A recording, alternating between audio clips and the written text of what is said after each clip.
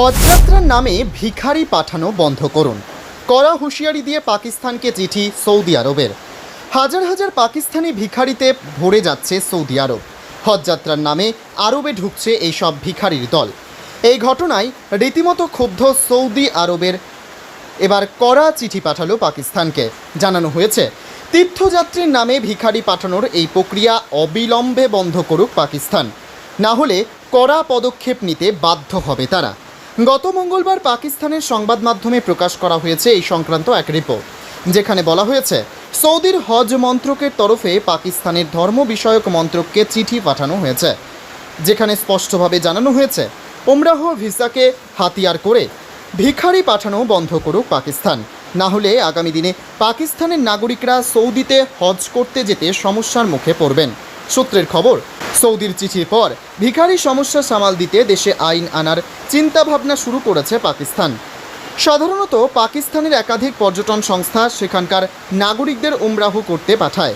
এবার তাদের সরাসরি আইনের আওতায় আনার পরিকল্পনা করছে সরকার। হজে ভিখারি সমস্যা রুখতে চলতি বছরের মে মাসে ফতোয়া জারি করেছিল সৌদি আরব, যেখানে বলা হয় অনুমোদন ছাড়া তাদের দেশে হজে আসতে দেওয়া হবে না। বেআইনিভাবে যদি কেউ আসেন তাহলে তাকে 10,000 রিয়াল জরিমানা করা হবে, ভারতীয় মুদ্রায় যা প্রায় 2,22,000 টাকা, এবং বেআইনিভাবে কেউ প্রবেশ করলে সঙ্গে সঙ্গে তাকে দেশে ফিরিয়ে দেওয়া হবে।